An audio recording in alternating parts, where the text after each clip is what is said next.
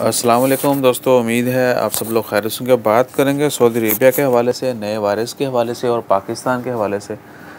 सबसे खुशाइंद बात तो ये है कि 1 दिसंबर 2021 और बुध का दिन है। आज ही पाकिस्तान से सऊदी अरेबिया के लिए फ़्लाइट ऑपरेशन बहाल हुआ था और बहुत 1 साल से ज़्यादा अरसे के बाद हुआ। और ये भी कि आने वाले दिनों में एडिशनल फ़्लाइट चलाए जाने का भी इम्कान है ताकि ज़्यादा से ज़्यादा लोग वापस जा सकें। और दूसरी तशवीशनाक ख़बर ये है साथ साथ कि सऊदी अरेबिया में ओमिक्रॉन का पहला मरीज़ जो है उसका इंकशाफ हुआ है कि ओमिक्रॉन का एक मरीज़ है सऊदी अरेबिया में जो कि अफ्रीका से आया था, जो कि तशवीशनाक है हम सब के लिए।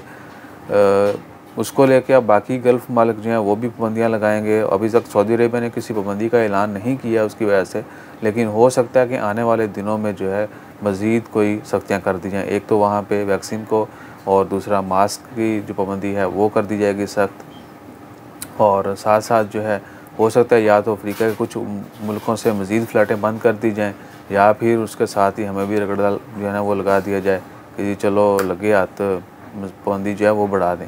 तो ये बात करने का मकसद ये है कि जितने भी लोगों ने अपनी मंज़िल पे जाना है वो जितना जल्दी मुमकिन हो सकता है वो चले जाएँ, क्योंकि आने वाले दिनों में ये पैनिक जिस तरह फैल चुकी है, ये कोई ना कोई इसके नेगेटिव इम्पैक्ट ज़रूर पड़ेगा, पूरे जीसीसी के ऊपर पड़ेगा और जीसीसी के ऊपर ज़्यादा पड़ता है। ठीक है, खामोशी को भी थोड़ा समझा करें आप। तो अपना ख्याल रखिए और जल्दी जो अपनी मंज़िल पे पहुँचिए और दुआ कीजिए अल्लाह ताला से आपकी खैर फरमाए। जज़ाकल्लाह, अल्लाह हाफ़िज़।